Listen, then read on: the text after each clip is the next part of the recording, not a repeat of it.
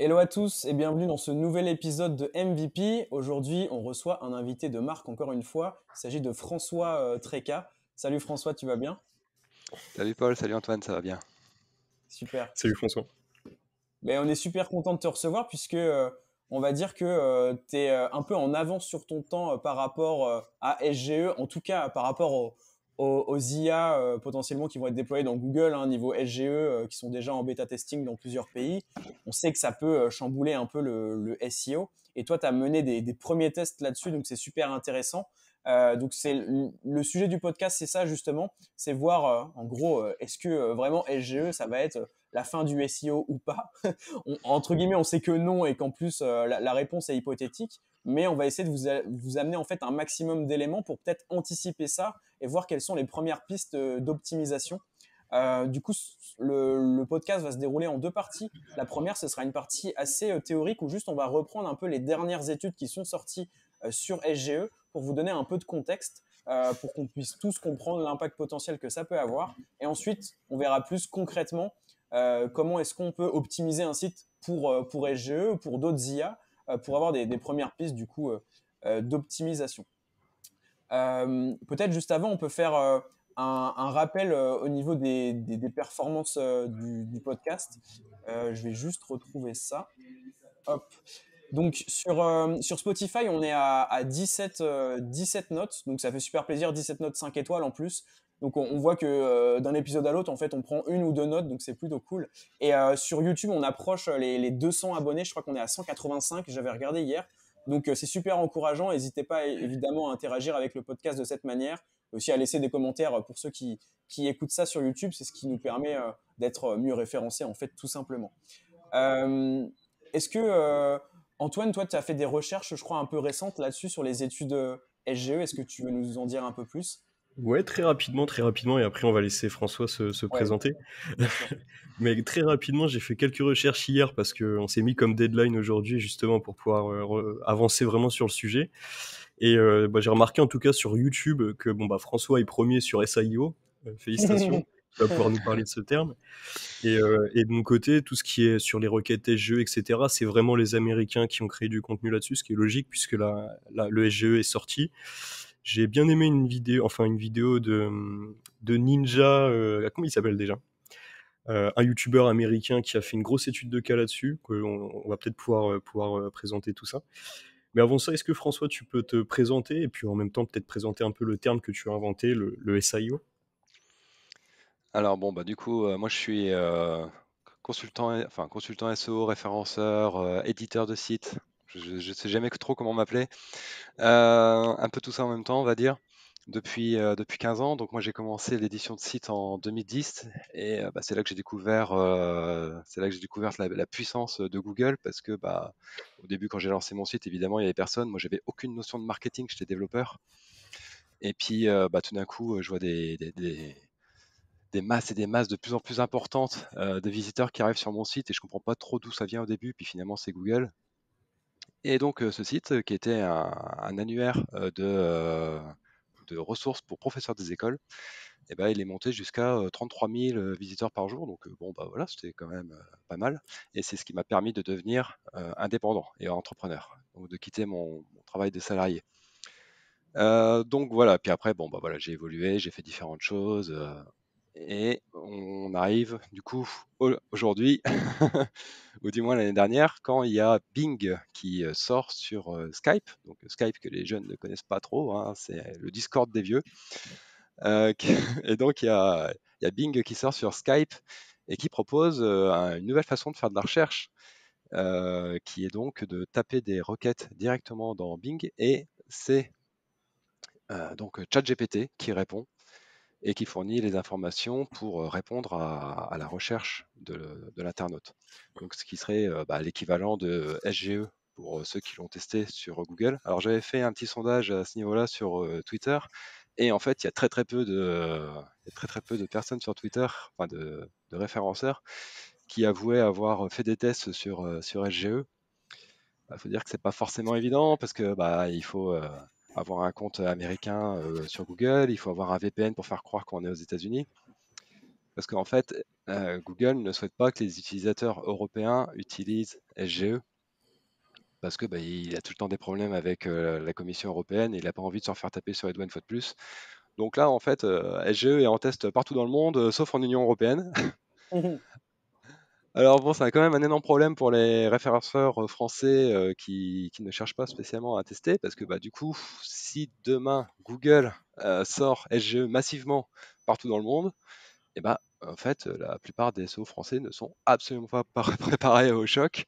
Et si ce tsunami-là devait sortir demain, voilà, on aurait des chutes des chutes de trafic énormes sur beaucoup de sites. Donc, alors, je ne pense pas que ça sera le cas, parce que quand on voit actuellement ce qui fonctionne et ce qui ne fonctionne pas, globalement, la recherche SGE est moins performante que la recherche classique aujourd'hui.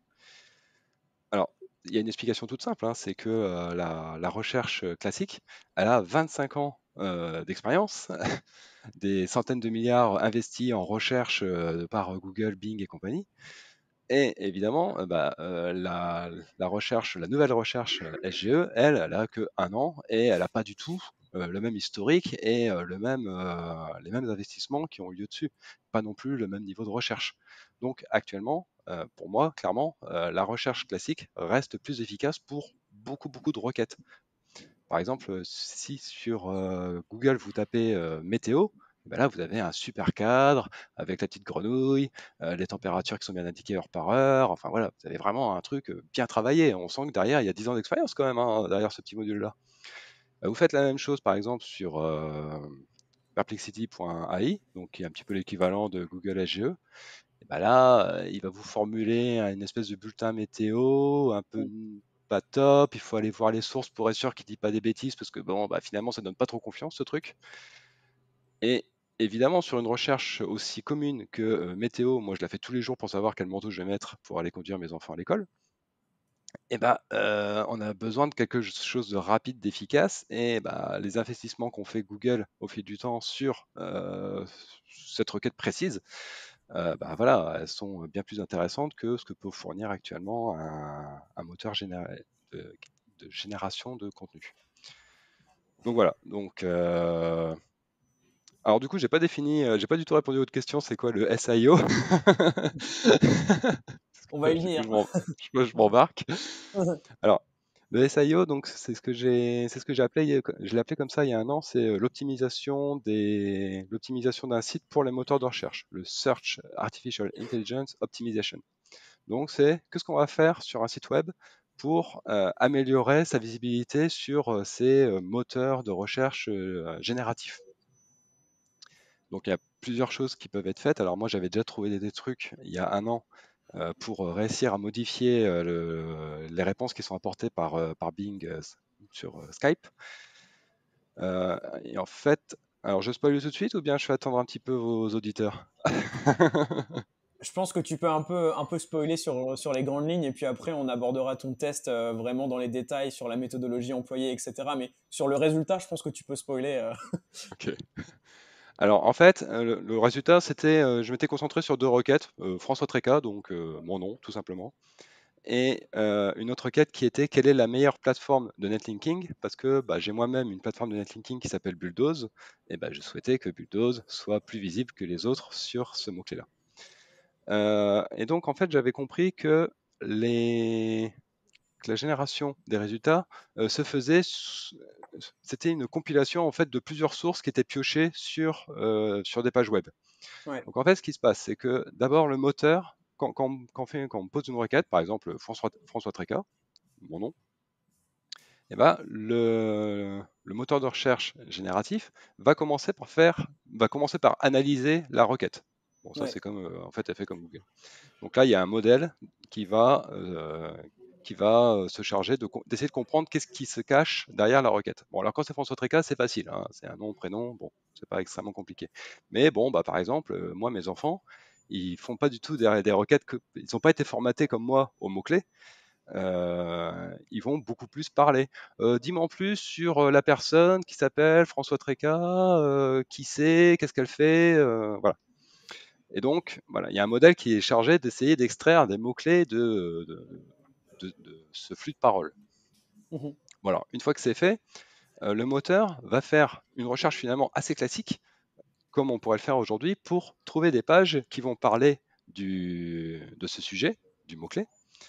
Et une fois qu'elle a récupéré des pages, il y a un autre modèle qui va se charger de faire un résumé de chaque page. Donc, va choisir les informations les plus importantes sur chaque page. Et il y a un dernier modèle qui va se charger de faire la compilation de tous ces résumés pour faire une réponse concise et agréable à lire sur cet ensemble d'informations. Donc voilà, ça Ok. c'est tout le processus global d'un moteur de recherche génératif. Alors, où est-ce que nous, on peut appuyer pour modifier tout ça? Parce que ce qui nous intéresse, c'est surtout que la réponse nous soit à notre avantage. Par exemple, je préférais que sur François Tréca, ils disent que je suis le meilleur consultant de France, plutôt que un petit éditeur SEO parmi des centaines d'autres. Mhm. Ça serait quand même vachement mieux. C'est clair. Donc là, il y a un côté qui est sympa avec les moteurs de recherche génératifs par rapport à ChatGPT, par exemple, c'est qu'il va citer les sources. Donc, puisqu'il donne les sources sur lesquelles il se base, et le plus simple, en fait, c'est d'aller modifier directement les sources.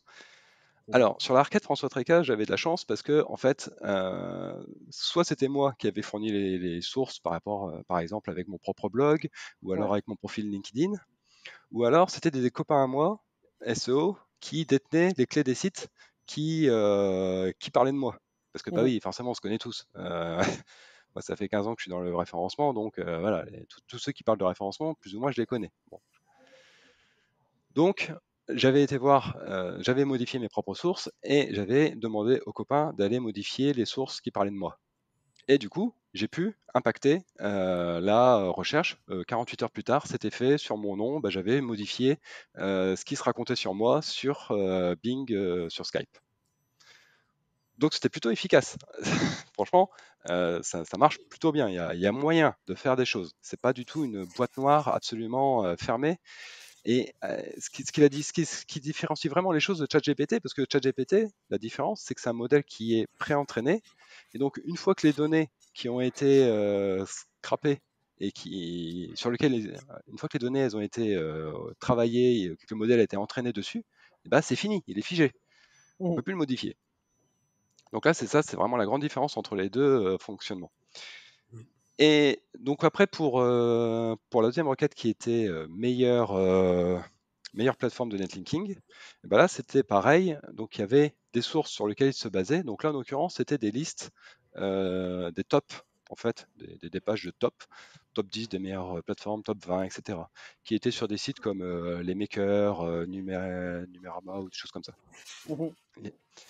Et donc là, c'était pareil, l'idée, donc en fait, il prenait les différentes listes, il essayait de les résumer plus ou moins, il faisait une tambouille avec un algorithme complètement aléatoire, en fait, de la génération de texte, alors du coup, c'est toujours un petit peu bizarre la façon dont il s'y prend, et il refaisait une liste à sa sauce. Ou alors, il copiait carrément une liste, alors là, c'était le petit digital, qui était copié-collé, direct, je te prends ton contenu et je le fous dans le mien, et voilà, c'était terminé. Ça fait des Alors du économies, quoi. coup, c'était quoi? Ça fait des économies Ah en bah oui, interne. là c'est plus facile, oui. Ça on sait bien, hein, copier un contenu, c'est quand même beaucoup moins cher que de le produire soi-même. Donc là, il a fallu que je contacte le petit digital, donc c'était un petit peu plus compliqué parce que lui, je le connaissais pas, c'était Vincent Brossas, mais bon, il a été Ouais. vachement sympa parce qu'il a bien voulu jouer le jeu et mettre Bulldoze, alors pas en top 1 ni top 2, je vais expliquer pourquoi après, euh, mais il a bien voulu mettre en top 3 temporairement le temps de l'expérience. Et en effet, on a vu que Bulldoze était remonté vachement dans la liste fournie par Bing Chat, Skype. Et du coup, ça avait également fonctionné.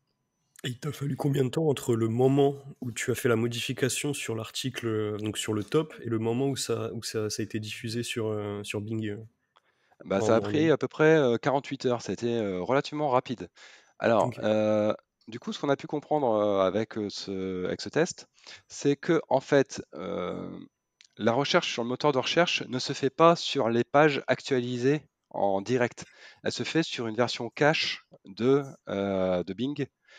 Euh, ce qui permet d'aller beaucoup, beaucoup plus vite, évidemment, hein, parce que s'il fallait attendre à chaque fois de charger la page, de la réanalyser et tout ça, ça prendrait énormément de temps, donc ça, c'est pas possible.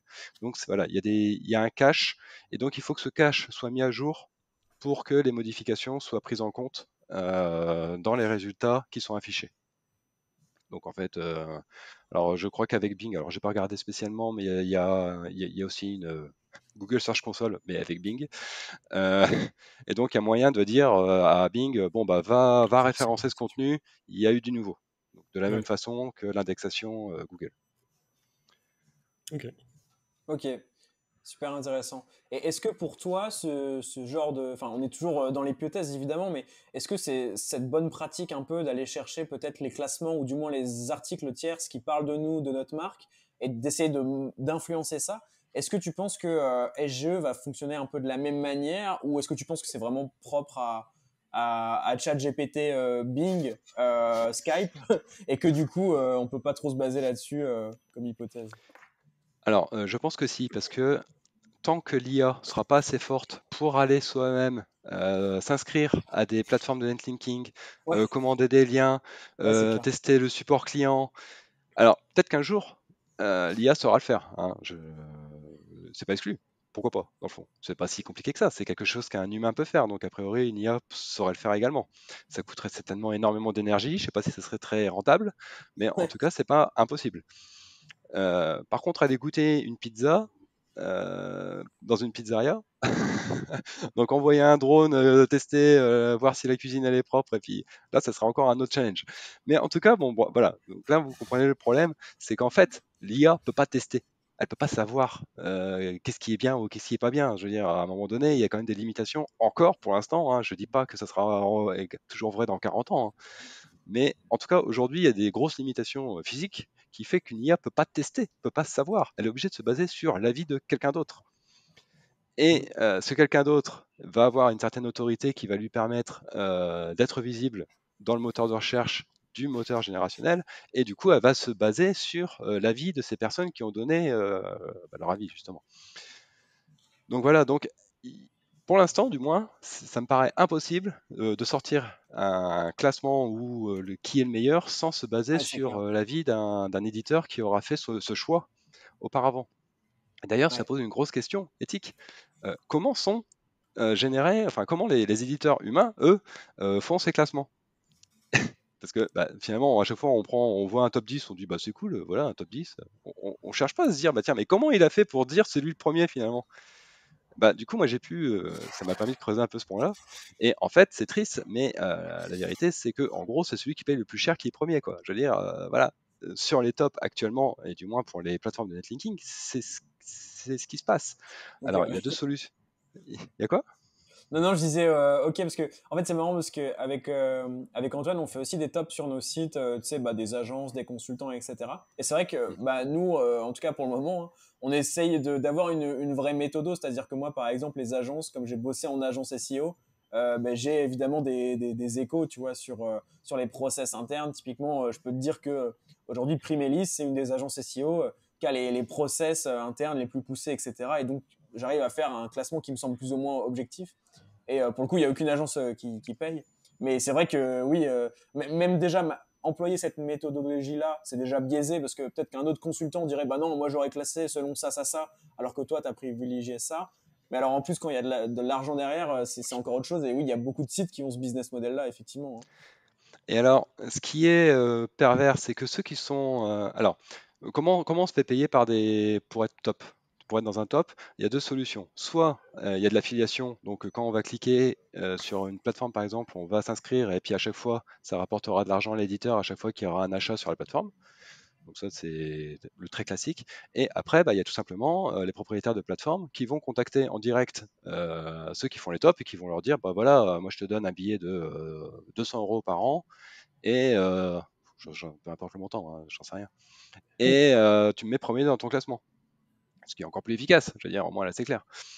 Ouais. Euh, Alors, et justement, par rapport à ceux qui font les choses honnêtement, parce que du coup je me suis dit, bah tiens, c'est bien gentil de critiquer, mais moi aussi je vais essayer de faire des classements. Je vais essayer de. Donc du coup j'ai sorti un site qui s'appelle Backlinks Masters et qui Mhm. liste toutes les plateformes et tous les moyens de faire des liens dans toutes les langues. Ok, ouais. Donc voilà, je me suis dit, bah tiens, au fond, avant de critiquer les autres, je vais essayer de m'y coller moi aussi. Et du coup, j'ai mis en place une méthodologie, donc si ça vous intéresse, elle est expliquée sur le site, pour dire, bah voilà, telle plateforme est plus performante parce que par exemple son catalogue il est plus important, parce que il y a un service client, parce qu'il y a un numéro de téléphone que vous pouvez appeler. Enfin voilà, j'essaie de prendre plein de paramètres comme ça et puis dire quel est le meilleur. Et en fait, très vite, je me suis retrouvé face au même problème, c'est-à-dire que bah, j'ai besoin de visibilité et j'ai besoin de contenu.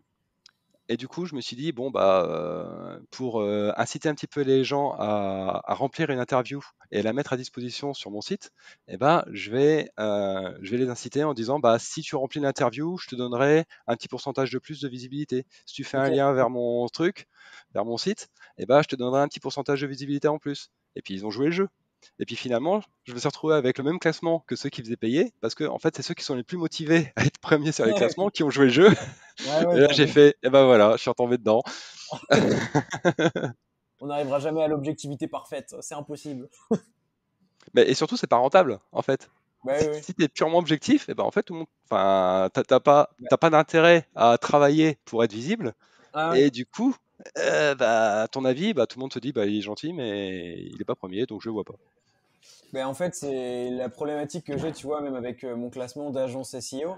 Moi, je l'ai fait gratuitement parce que je voulais ranker sur la requête agence SEO.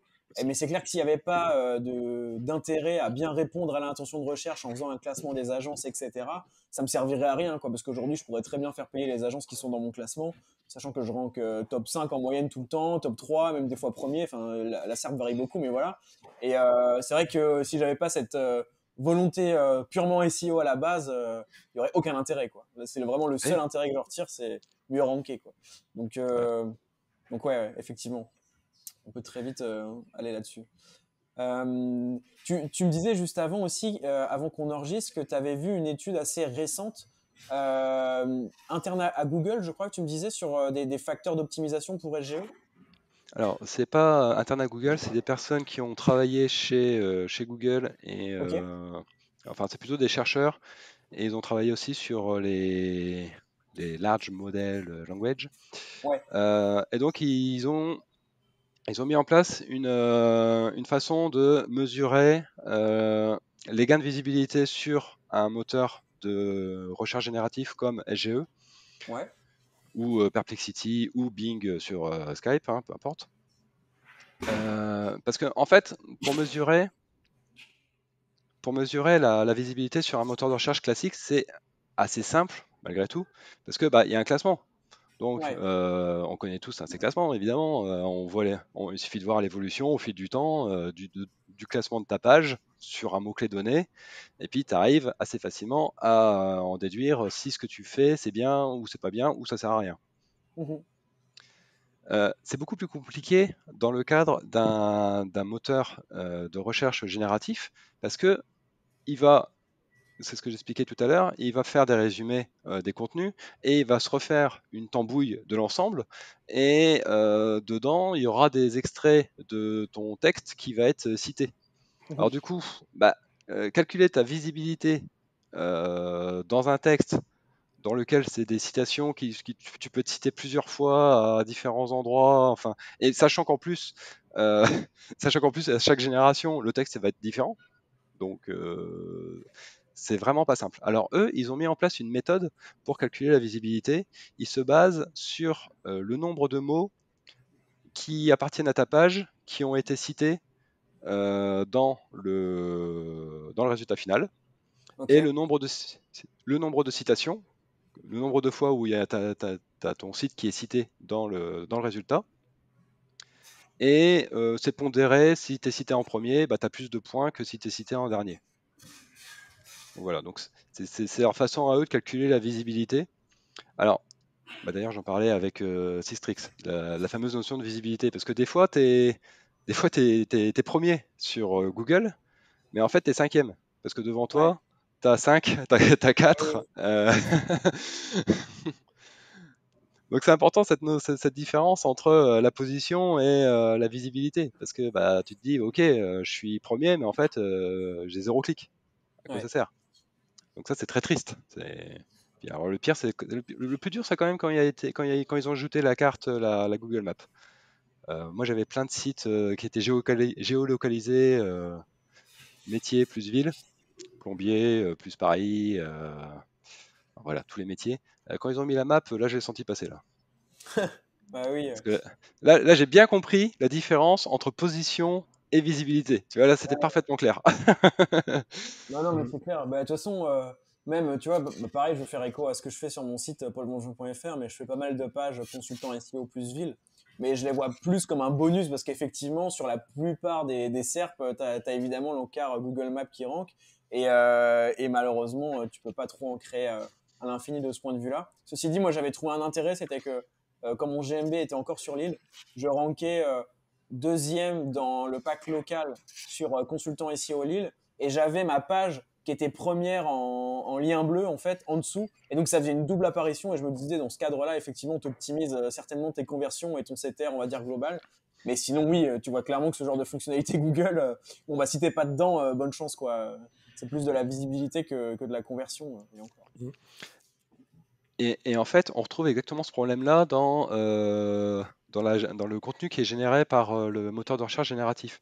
C'est-à-dire que alors, il est sympa parce qu'il affiche les sources, mais en fait, il ne faut pas rêver. Personne ne va cliquer dessus. Je veux dire, il faut arrêter de rêver. Je pense que personne va cliquer sur les sources. Enfin, alors, du moins, ce que j'appelle la masse de touristes. Donc là, les touristes, c'est ceux qui ont juste besoin d'une information bête et méchante. Par exemple, je sais pas moi, tu recherches la date d'une bataille de Napoléon, une date précise, mais voilà, tu cherches pas à connaître la vie entière de Napoléon, tu vas pas acheter un bouquin sur lui, voilà. Moi, j'appelle ça un touriste, il a juste besoin d'une information très précise à un moment donné. Bon, bah, en fait, de toute façon, ce trafic-là, il a déjà été plus ou moins tué par la position 0 de Google. Donc, Ah oui. Ouais. donc c'était déjà plus ou moins mort. Mais je pense que là, ça va être encore plus mort. D'ailleurs, il y a un petit truc que j'ai remarqué hier sur. Alors, il y a Perplexity.ai, donc qui est un moteur génératif comme SGE et comme Skype Bing. Donc hier, je me suis amusé à le tester un petit peu dans tous les sens. Et j'ai remarqué quelque chose qui était assez amusant, c'est que sur l'interface pour écran PC, donc pour les grands écrans, et ben là, quand tu tapes un mot-clé, peu importe, et il y a un gros encart source énorme, enfin énorme, il prend 20% de la page, il est en premier, Okay. et tu as bien le titre de l'article de la page sur laquelle il s'est basé, tu as le logo, tu as le titre du site, c'est vachement bien fait, tu es là, ouais, super, ils sont cool ils sont cool parce qu'ils me donnent de la visibilité à ma marque, c'est pas mal déjà. Ouais. Et après, tu as le texte, et là, il te remet des petits 1, 2, 3 pour te dire à quelle source ça fait référence. Donc ça, c'est plutôt, franchement, sur grand écran, c'est plutôt pas mal. Et moi, j'étais plutôt content parce que je me disais, bon, bah voilà, il pique mon contenu, mais il redonne un petit peu de visibilité au moins pour le branding. Et après, je me suis dit, non, mais attends, ça c'est sur PC. Personne n'utilise son PC pour faire de la recherche. C'est fini ça. C'est en 2010, là en 2024. Donc du coup, j'installe l'application de Perplexity et je retape les mêmes requêtes. Et là, les sources, donc sur ce qui sera vraiment utilisé par les gens, là, pas par les éditeurs de sites. Hein. Et là, les sources, tout d'un coup, c'est devenu une toute petite barre, très fine, avec les logos coupés en deux. Il y a moins de bien pixels disponibles. Et en fait, on les voit plus du tout. Ouais. Et dans le truc qui sera effectivement utilisé par le plus grand nombre de personnes, et ben les sources, on les voit quasiment pas. Donc ils ont réussi à faire plaisir aux gens, aux éditeurs de sites, qui vont vérifier sur l'écran large que bah oui, il y a bien des sources qui sont affichées en grand, mais sur le petit écran, en fait, tu te rends compte qu'il n'y a plus rien. Ouais. Et c'est purement logique en fait. Enfin, c'est pas du tout leur intérêt qu'ils partent pour aller consulter les sources. Ouais, c'est clair. Ah, bah, C'est intéressant quand tu parles aussi d'intention de recherche, quand tu dis que si tu cherches une date un peu genre une date de bataille de je sais pas quoi, etc. C'est clair que la position 0 ou SGE, comme tu dis, c'est un peu la même chose. Quand tu prends l'info, tu pars. Mais dès que tu commences à avoir une petite intention de recherche qui commence à devenir un petit peu commerciale, un petit peu navigationnelle, etc., là, tu vas commencer, il y aura forcément un petit peu de navigation, etc. Et j'avais justement un exemple à citer là-dessus sur une étude de cas qui a été faite sur la requête. Je crois que c'était divorce plus, tu sais, État aux États-Unis parce qu'ils ont tous des lois un petit peu différentes. Donc c'est clairement une requête informationnelle dans les faits. Sauf que tu vois que derrière, il y a quand même une petite, tu vois, il y a la possibilité pour un avocat de mettre en avant certains services, certaines choses, etc. Et là, en effet, il y avait la rubrique source sur les informationnels, parce que sur les SGE, tu as aussi de l'UX qui va être différent en fonction de ta recherche. Si tu mets par exemple restaurant autour de moi, tu vas avoir des fiches GMB qui vont ressortir sur la SGE.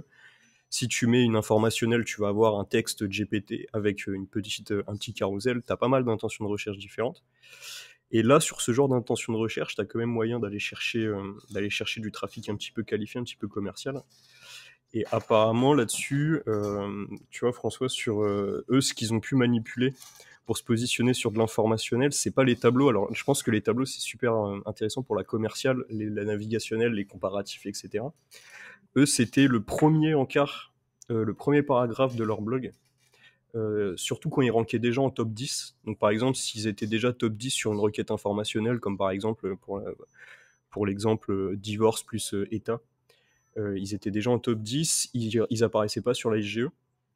Et en fait, ils ont mis en premier encart sur leur blog post un petit paragraphe très similaire au premier paragraphe de la SGE.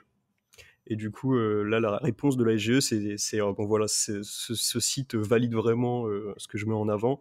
Et c'était quasiment, comme tu disais, du 48 heures après avoir forcé la Google Search Console sur l'indexation pour apparaître sur le petit encart au niveau de l'informationnel. Mais Donc en intéressant parce fait, que, comme tu dis, il faut valider l'information fournie déjà. Il faut appuyer à fond sur le biais de confirmation là. c'est exactement ça. Pour l'informationnel, apparemment, d'après les premières études, c'est vraiment ça, quoi. Mais de toute manière, c'est un peu ce qu'on fait déjà, entre guillemets, quand tu fais aujourd'hui une analyse d'intention de recherche sur la typologie de page, sur les informations qui sont attendues pour remonter vraiment top 3. On a un peu la même logique de se dire qu'est-ce que Google apprécie actuellement, qu'est-ce qu'il met en avant et faire la même chose en allant plus loin, si possible, pour être perçu comme plus pertinent aux yeux de Google. Donc, mais c'est vrai que c'est un peu triste si tu te retrouves, si à la fois Google, enfin, la réponse IA se base sur les contenus des sites et qu'après les sites imitent cette même réponse, on va se retrouver avec, ça va être un bordel sans nom. En tout cas, si on va vraiment dans ce sens-là, c'est quand même, c'est très marrant, je trouve. Bah, après, euh, en fait, ce qu'il faut, voilà, c'est ce que j'avais aussi conclu dans mon article, c'était que il fallait faire des résumés. En fait, il fallait donner toute l'information de la page directement dans les premières lignes. Ouais. Mais bon, ça c'est pas nouveau, hein, ça existe depuis toujours. Ça s'appelle la pyramide inversée. C'est quand tu commences par donner toutes les informations en début d'article et que Ouais. après, dans le reste de l'article, tu vas donner des détails sur chaque point un par un. Donc, ce qui est complètement l'inverse de ce qu'on apprend à faire à l'école. En fait, si on reprenait la rédaction de l'école, il faudrait mettre la conclusion en introduction, quoi, en gros.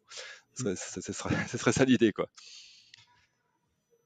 Ouais, c'est Et ça. Ouais. Ouais. Non, vas-y, je t'en prie, François. alors, d'ailleurs, si ça vous intéresse, j'ai rédigé un article qui s'appelle Un article professionnel doit être lisible en 3 secondes et qui est disponible sur mon blog. Et en fait, sans le vouloir, dans cet article, j'explique exactement ce qu'il faudrait faire pour être parfaitement compris par un moteur de génération par un moteur de recherche génératif, j'y arrivais. Ouais. Parce que, bah, justement, ça commence par la première phrase qui doit être lue en 3 secondes, doit donner la réponse ferme et claire sur le sujet. Ensuite, Mhm. 3 points pour dire, voilà un petit peu de détails. Et ensuite, tout le reste de l'article qui va donner des informations sur sur ces quelques points de détail et mettre du gras sur les informations principales. Et normalement, la personne, rien qu'en parcourant les parties en gras, doit comprendre l'intégralité du texte. Le Ouais. reste ne servant qu'à donner des exemples supplémentaires, à creuser un petit peu les points de détail. Mais, et d'ailleurs, ça m'a amusé parce que tu as lu un de mes articles, Paul, Ouais. et tu m'as dit, ouais, super les trucs en gras, parce que du coup, j'ai tout lu en 2 secondes. Bah oui, parce qu'en fait, Ouais. c'est prévu pour ça. Ouais, c'est ça. Mais en plus, c'est vraiment une bonne pratique que j'essaye de faire, même d'un point de vue comportement utilisateur. On sait que Google a accès à cette data, notamment via les signaux Chrome, etc. Donc, tu as tout intérêt déjà à la base à optimiser un peu la compréhension du lecteur et sa navigation sur ta page. Et c'est vrai que quand tu m'as partagé cet article-là, donc j'étais chez moi. Après, je prenais le taxi avec ma copine pour aller visiter, je sais plus, un centre commercial ou j'en sais rien. Et donc j'étais dans le taxi et là je fais oh bah tiens vas-y j'ai 10 minutes, hop je vais commencer à lire son article. Et c'est vrai que bah il y avait tout en gras, etc., texte assez aéré, et l'article était pourtant assez long. En tout cas sur mobile, Ah, il y quand je avait regardais, tu sais, la barre de scroll, je voyais que ça avançait un tout petit peu. Je faisais ah ouais, le truc est très long. Et en fait je me suis dit mais ouais, mais en fait c'est bon parce qu'il y a tout qui est en gras. Alors je vois, je chope les infos les plus importantes. Et ouais, ça c'est bonne pratique de toute manière. SGE ou pas SGE, rien que pour l'internaute, c'est parfait quoi. Et tu vois, là, tu me combles de joie parce que c'est exactement ce que j'ai décrit dans mon article et où on voit la personne qui lit en sautant de gras en Ah gras et ouais. de titre en titre. Et en fait, bah voilà, c'est exactement l'effet que je souhaitais obtenir. Et c'est vrai que cet article était beaucoup trop long, il faisait 2600 mots, ce qui est absolument n'importe quoi. Mais bon, j'avais besoin de sortir, j'avais besoin de parler ce Ouais, jour-là. ouais. Donc, Non, mais t'as bien fait. Mais de toute manière, aujourd'hui, même si on sort un peu de ce contexte SGE, IA générative, etc., le texte, c'est quand même le format, enfin le type de contenu le moins sexy, étant donné qu'aujourd'hui, c'est génération TikTok, vidéo courte, au pire YouTube, podcast, etc. Et nous, on arrive avec nos sites HTML, on fait des gros pavés de texte, etc. Enfin, voilà, je pense qu'il faut s'adapter. Donc, faire du texte, c'est encore OK, surtout pour certains sujets, je pense, où tu as besoin d'un guide texte, où tu peux revenir dessus facilement, etc.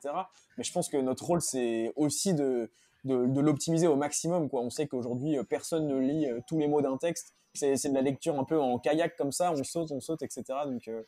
Donc ouais, je pense que tu as tout à fait raison. Et puis si en plus ça nous permet d'optimiser nos textes pour les futures réponses de SGE, sait-on jamais, et bah c'est parfait, quoi. On fait d'une pierre deux coups. alors, je vous propose, c'est qu'on parle un petit peu des résultats de l'étude qu'ont fait les fameux 5 chercheurs sur la visibilité. Parce que là, je vous ai dit tout à l'heure comment ils calculaient la visibilité Ouais, et bah, comment, du coup, qu'est-ce qu'ils ont repéré pour améliorer cette visibilité. Donc, en fait, ils ont travaillé sur différents facteurs. Alors, attends, je vais reprendre ma liste parce que comme ça, j'ai tous les dire. allez. Alors, 9 facteurs qu'ils ont travaillé. Le premier, c'était avoir un style qui fait autorité, c'est-à-dire c'est comme ça, dans ton texte, en fait, tu dis c'est comme ça, c'est pas autrement, je suis sûr de moi, etc. Ok, Alors, ouais. vraiment, tu vois, le bourrin du c'est moi qui ai raison. Ensuite, ils ont fait un autre truc, c'est ajouter des statistiques. Donc, par exemple, dire quelle quantité de cet objet a été vendu, enfin voilà, donner un maximum de chiffres, de nombres, pour donner des informations plus précises. Ensuite, ils Ouais. ont tenté le keyword stuffing, donc on ajoute des mots-clés comme des gros bourrins par rapport à la requête. Le quatrième point, c'était citer des sources d'autorité, donc dire dans tel livre, on pouvait lire ceci, on pouvait Ouais. lire que, blablabla. Ok.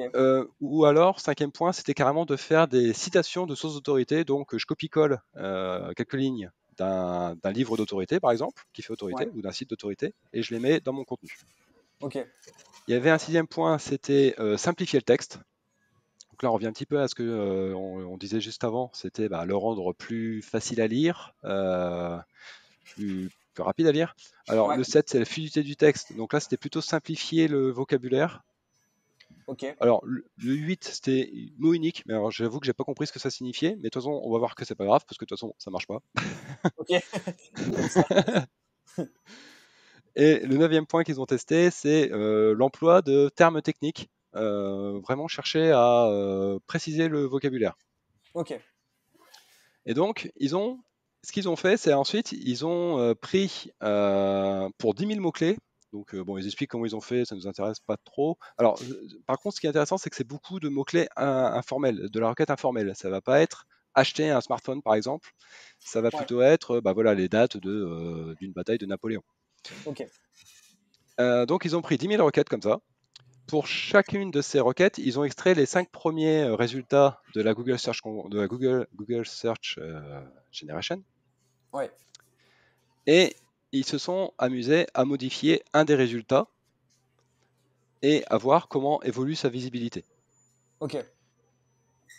Donc, par exemple, sur le résultat numéro 4 de la requête date Napoléon naissance, date naissance Napoléon, eh ben, ils ont ajouté des citations d'historiens. Voilà. Et ils ont regardé ce qui se passait. Donc, qu'est-ce qui fonctionnait? Donc, ce qui fonctionnait le mieux pour être plus visible, c'était de citer des sources d'autorité. Donc, Ok. soit de dire que sur tel site d'autorité ou dans tel livre, il y avait il y a des informations les informations sont issues de tel site, de tel livre, Ouais. ou alors de faire carrément les copier-coller de sources. Ce qui fonctionnait également, c'était de simplifier le texte et parfois, ça dépendait des requêtes, mais le fait d'avoir un style qui fait autorité sur des requêtes de type débat, eh ben, ça permettait d'être plus visible. Ce qui marchait pas du tout, c'était le keyword stuffing et le mot unique. Ok. Ça ne marchait pas. Donc j'ai l'impression que Your Text Guru, hélas, d'après cette étude, Your Text Guru fonctionnerait peut-être pas très bien pour améliorer son référencement. Alors, ils disent quelque chose qui est un petit peu embêtant aussi, c'est que ils ont déterminé que si tu es plus que cinquième, eh ben, appliquer ces modifications sur ton texte va te rendre plus visible en SEO classique. Ouais. Ok. Ouais. Mais par contre, si tu es dans le top 5, si tu appliques ces modifications-là, eh ben, tu seras moins visible. Ok. Donc nous, ça nous arrange pas du tout cette histoire. Parce que là, on se dit merde, qu'est-ce que je fais? Donc je pense qu'il va y avoir une bascule à un moment donné dans le SEO, parce que si en effet, si on fait des optimisations pour les moteurs de recherche génératifs, si ça nous pénalise en classique, bah, on va pas être pressé de les faire. Ouais. C'est clair. Donc là, bah, c'est toujours la même conclusion qu'il y a un an. En fait, ce qui va déterminer, ce qui va arbitrer si on travaille ou pas cette partie-là, c'est les gens. Qu'est-ce que font les gens? Est-ce qu'ils utilisent ces moteurs de recherche génératifs? Parce que Ouais, s'ils tout à fait. l'utilisent pas, bah, en fait, il n'y a même pas de problème. On s'en fout, clairement. Ouais. Ce qui Et serait- surtout que, enfin, j'ajoute juste ça, mais tu vois, sur une des récentes études SGE, alors ça avait été mené par Autoritas, enfin je dis récent, mais ça a peut-être quelques mois, mais voilà. Tu vois, il disait que par exemple, donc les résultats SGE étaient présents genre sur quasiment 87% des requêtes analysées, et ils en ont analysé vraiment beaucoup, il me semble. Et il disait qu'en fait, dans 66% des cas, donc en fait, pour toutes les requêtes où SGE apparaît, en fait, dans 66% des cas, c'est un bouton généré qui apparaît pour déclencher manuellement SGE. Donc, je pense que tu vois, Google, ils sont aussi en train de tester ça et peut-être qu'ils se rendent compte qu'effectivement, déployer automatiquement SGE qui prend presque toute la SERP, en fait, parfois, c'est peut-être pas la meilleure solution. Donc, c'est vrai que c'est intéressant de voir, en fait, on sait même pas si aujourd'hui, SGE, ça plaît aux utilisateurs ou non, quoi. Même s'il y a des Bah études là, qui sont faites. alors là, tu vois, on a une idée parce qu'il y a 15 jours, il y a Bing qui a montré ses résultats de part de marché depuis l'ajout de Copilot à son moteur. Ouais, Et en fait, ils ont même pas gagné 1% de part de marché. ouais, Donc en fait, c'est rien. Je veux dire, on sait même pas si c'est grâce à ça qu'ils ont plus de part de marché. On n'est ouais, même c'est pas clair. sûr en fait. Donc, en fait, pour l'instant, les gens, c'est ce que je t'expliquais tout à l'heure avec la météo. Pour l'instant, les gens, ils sont pas super chauds pour ce truc-là, parce que bah, t'es là, ouais, mais est-ce que ça marche? Ça marche pas? Moi, j'ai besoin de savoir. En attendant, j'ai besoin de savoir si je mets le gros manteau ou le petit, quoi. Donc, c'est bien gentil les tests, mais nous, on a besoin de certitude. Et c'est ce que je te disais également au début, c'est que d'un côté, tu as 25 ans d'expérience, les requêtes ultra affinées, des modules qui sont parfaitement calés pour répondre exactement aux 80% des requêtes les plus courantes, qui Ouais. restent quand même la météo, les cours de bourse et des choses comme ça, des choses assez simples, et sur lequel les moteurs de recherche génératifs actuels sont complètement à côté de la plaque, parce que Mm. bah, c'est pas assez frais, parce que tu disais tout à l'heure que le texte n'est pas agréable à lire, et bah, effectivement, lire un bulletin météo ou bien regarder si la grenouille elle a son parapluie, et bah, c'est pas la même chose. Ouais, c'est clair, c'est clair. Donc pour l'instant, les gens n'ont pas l'air du tout pressés d'adopter la chose. C'est clair. Et Mais en tout cas, grâce à tout ce que tu nous as dit, au moins on a quand même des pistes. Je veux dire, au cas où, dans le pire scénario pour le SEO, entre guillemets, où c'est une révolution, tous les internautes préfèrent dans 90% des cas les réponses SGE aux liens classiques ou aux fonctionnalités classiques de la SERP qu'on connaît. Mais c'est vrai qu'au moins on a quand même des premières pistes en tout cas. Et je pense que ce qui détermine, enfin, ce qui différenciera les bons des mauvais SEO, c'est quand même, comme aujourd'hui finalement, ça va être le test and learn et peut-être la capacité à faire de l'édition de site SGE et à tester sur grande échelle, plus ou moins grande échelle en fait, les bonnes pratiques quoi. Mais Ouais, super intéressant. Mais alors, sinon, je pense que le meilleur moyen de se défendre contre un changement brutal, et on en revient toujours là en ce moment, et bon, bah, c'est pas marrant pour les spammers, mais c'est de créer une marque en fait. Parce Ouais, que ce qui va être visible, ça va plus être le site, mais ça va être la marque. Et du coup, ça va être de plus en plus intéressant de travailler sa marque plutôt que la visibilité du site purement technique, j'ai envie de dire. ouais, Et finalement, bah, on en revient toujours à ce travail de marque. Et c'est pas pour rien que bah, tu vois, j'ai relancé par exemple cette année sérieusement, parce que j'avais déjà une newsletter, mais je la publiais une fois tous les trimestres, donc ouais. c'est pas vraiment sérieux. Mais là, ça y est, tu vois, là, je suis parti. Maintenant, c'est toutes les semaines, c'est une newsletter. Maintenant, c'est des contenus toutes les semaines. Enfin voilà, tu vois, je me bagarre un petit peu plus. Je parle avec Ouais, mais toi, t'as raison. avec vous, je veux dire. Et voilà, maintenant, je me bagarre un petit peu plus pour que bah, ma marque, François Tréca, Ouais, se ouais. développe. Bah, de toute façon, Parce on que voit bah, qu'il je y a un sais que engouement. On voit qu'il y a un engouement général, même chez les éditeurs de sites classiques qui pensaient vraiment texte backlink, en gros, quoi. hmm, Qu'aujourd'hui, enfin, tu écoutes des podcasts comme les Wizards ou autres, on parle beaucoup de branding. Alors, personal branding ou branding générique d'une marque, en fait. Mais c'est clair que c'est un peu, je pense, le futur. Et en fait, tous les signaux que tu envoies à Google, c'est assez incroyable, que ce soit des IA ou les résultats classiques, hein. Mais tu vois, quand je vois que j'ai ma chaîne YouTube qui commence à un peu marcher, etc., je le fais même pas dans une volonté SEO à la base, mais c'est clair que les signaux que tu envoies, c'est puissant aussi, quoi. Donc, c'est des effets indirects, en fait, qui découlent de ça, et je pense que c'est super important, ouais. On est vraiment dans l'ère du branding, j'ai l'impression, en tout cas, hein. Et même d'un point de vue SEO, quoi. bah, en tout cas, il y a 2, 3 ans, il n'y avait absolument pas. On en parlait, tu avais toujours les casse-couilles, on va dire ça comme ça, qui nous embêtaient avec ça quand même. La marque, les gars, c'est important, faut en parler, tout ça, blabla. Puis nous, on était là, mais non, mais laisse tomber, je suis premier sur le mot-clé, je fais X Ouais, milliers d'euros, qu'est-ce que tu veux que je m'embête à faire tout ça? Et là, maintenant, bah, maintenant qu'on s'est fait tous un petit peu tabasser avec les dernières updates, euh, sur cette visibilité gratos et facile, bon, bah, on commence à se dire, ok, bah, va falloir travailler un petit peu plus, sortir les rames, et puis bah, ça rebat les cartes du jeu SEO, je trouve. Mais c'est intéressant, hein, du coup, bah, c'est bien. Ce que je dis dans mon article, hein, moi, je me considère un petit peu comme un rentier SEO, j'étais là tranquille, et puis je faisais plus grand-chose, finalement, ça rentrait ouais, tout seul. ouais, c'est Et clair. puis là, bah, maintenant, voilà, il faut se rebattre, il faut ressortir, et puis du bois, et puis aller chercher la visibilité là où elle se trouve. C'est C'est intéressant. clair. Ouais, c'est clair, bah c'est clairement stimulant de devoir changer ses habitudes, même pour des profils comme moi ou Antoine. On est un peu plus. Enfin, ça fait pas longtemps qu'on est dans le SEO finalement, peut-être 3 4 ans, voilà. Et pourtant, on a déjà des habitudes à modifier, donc c'est clair que c'est assez stimulant, quoi. Euh, Moi, les gars, je vais devoir y aller parce que j'ai un appel que je peux vraiment pas louper. Si vous voulez, je peux vous. S'il y a des points que vous n'avez pas abordés, que vous souhaitez aborder, je peux complètement vous laisser continuer. Et puis, j'écouterai le podcast de toute manière par la suite. Est-ce que vous voulez qu'on fasse comme ça? Bah, c'est comme tu veux, Ouais, on Antoine. peut faire comme Toi, ça, t'avais Paul. des, Je pense t'avais On peut, qu'Antoine, des. Antoine, il a encore des questions non, ouais, à poser. on peut conclure, mais disons qu'on va pas conclure rapidement, Paul. On peut te laisser. Ouais, on se dit à Ouais, la ça semaine marche. pro pour le prochain épisode. Ouais, Et avec clairement. François, on va continuer rapidement et je pense qu'on va conclure doucement, quitte à refaire un épisode, hein, François, parce qu'il y a tellement de sujets. Ouais, c'est vrai, Il y a hein, tellement de sujets. Donc, Ah, Paul, quasiment tout. je suis part, t'as disponible, déjà hein. 3 minutes Je de travaille retard. ma marque. Ouais, ça marche. Et bah, bonne fin de discussion, les gars. Et puis pour les auditeurs, je vous dis à la semaine prochaine. Mais moi, du coup, François, ce que je retiens un peu de ce qu'on se dit, etc., bon, bah, de toute façon, comme tu dis, on rentre dans une ère où on va devoir tester, etc. Toutes les cartes sont en train d'être battues. Mais j'ai quand même l'impression que les intentions de recherche vont pas bouger.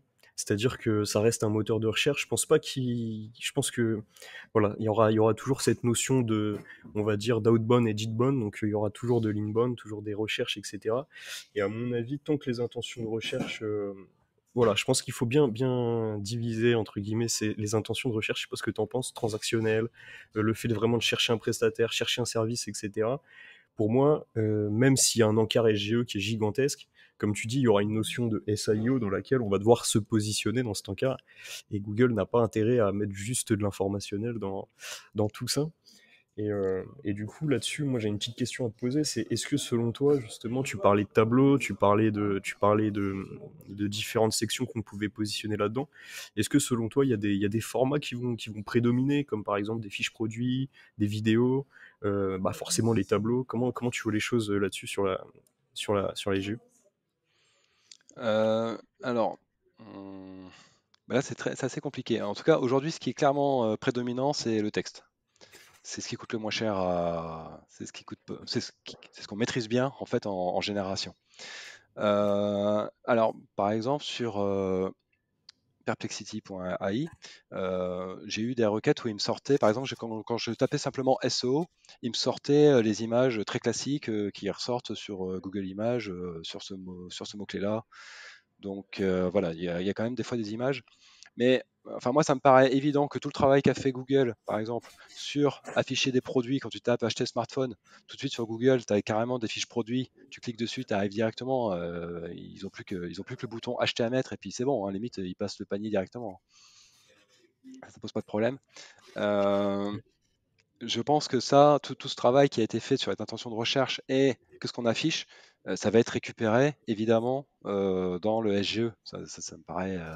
En fait, je me demande si on va même voir la transition entre la recherche actuelle et SGE, parce que de toute façon, ça ressemble déjà tellement plus à une liste à 10 liens aujourd'hui, une page de recherche de Google.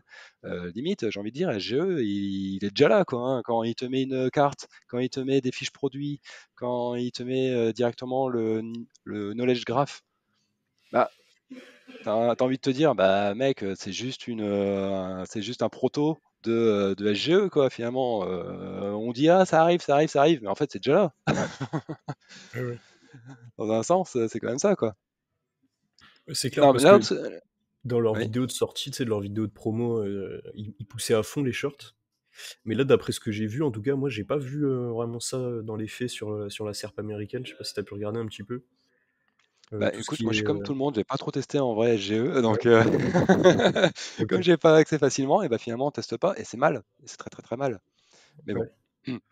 Ouais, d'après moi, ce que j'ai pu regarder, etc., j'ai pas vraiment vu de format short qui ressortait encore. Mais après, peut-être que, comme tu dis, c'est le temps que ça se diffuse, etc.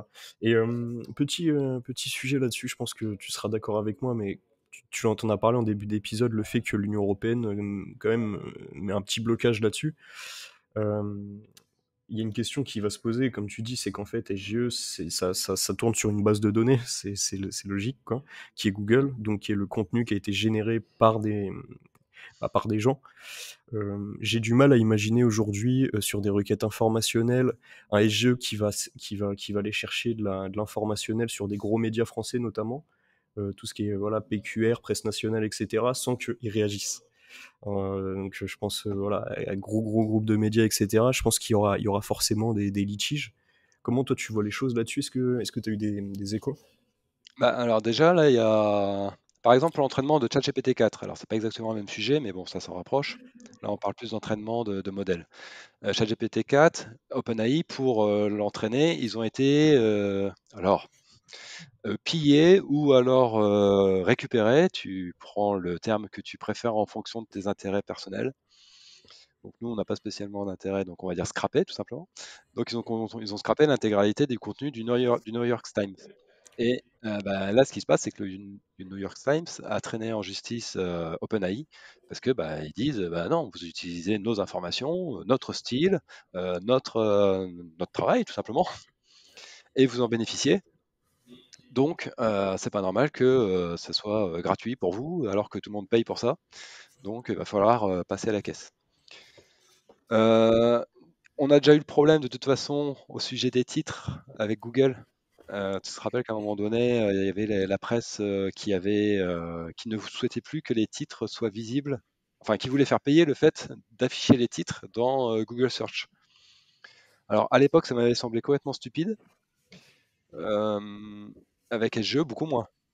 Parce que bah, s'ils récupèrent carrément les contenus pour faire des résumés d'articles, bah là, c'est tout. Là, il y a un gros risque que le public ne vienne tout simplement plus du tout sur les sites de journaux.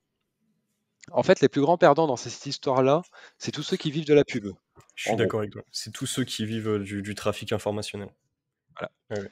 Et les e-commerçants, enfin globalement les e-commerçants et ceux qui vendent des services et des produits, restez tranquilles, ça va pas changer grand-chose pour vous, sauf si votre seul canal d'acquisition de clients, c'est d'avoir rédigé des tonnes d'articles informatifs sur votre site et que du coup, vous êtes très bien référencé sur Google actuellement. Et Google vous envoie beaucoup de monde par ce biais-là, et du coup, ces personnes-là s'abonnent à votre newsletter, consomment vos services, enfin, voilà, achètent un produit. Donc ceux-là, vous êtes un petit peu en danger. Mais ceux qui sont vraiment en danger, c'est ceux qui mettent des contenus et qui mettent des pubs. Parce que là, bah, eux, en fait, ils n'ont pas spécialement d'intérêt. Enfin, le seul intérêt qu'ils avaient d'informer les gens, c'était de les faire venir sur leur site et dans l'espoir qu'ils cliquent sur une pub ou sur un lien d'affiliation, quelque chose comme ça. S'ils viennent plus, et bah, c'est fini. En fait, ils n'ont plus aucun intérêt à le faire et c'est la mort. Donc, c'est pas non plus du tout l'intérêt de tous ces services-là que les journalistes décèdent. Parce que bah, ils ont besoin de leur information pour afficher quelque chose dans leur site. Enfin, pour générer des résumés. Donc, c'est pas l'intérêt des grands groupes comment dire, des moteurs de recherche que les journalistes meurent. Ouais. Donc, à mon avis, ils vont trouver un accord parce que, en fait, ils ont besoin d'eux. Enfin, ils ont besoin d'eux. Ouais. Ouais. D'ailleurs, C'est on voit vrai souvent que des milliardaires qui rachètent des journaux. Tu sais, on dit, ouais, la presse, elle appartient à des milliardaires, donc elle est vendue. Par exemple, il y a Xavier Niels qui possède Le Monde. Tu as Jeff Bezos qui possède le Washington Post. Mais en fait, ces mecs-là, ils achètent pas seulement pour que il y ait pour que de mauvais articles sur eux et leur boîte sortent, mais ils achètent aussi parce que bah, ils sont un petit peu conscients. Enfin, ça, c'est ce qu'ils nous racontent, hein, du moins, attention. Hein. Ils sont aussi un peu conscients que bah voilà, en fait, la presse, ça coûte cher, c'est pas rentable, et puis que bah, faut que quelqu'un paye quoi. Et donc en fait, c'est un petit peu une façon pour eux de contribuer. Et je pense que bah, Google, typiquement, a largement intérêt à contribuer à la presse, bah, tout simplement pour qu'elle vive et qu'elle génère du contenu qui pourra être affiché sur son service.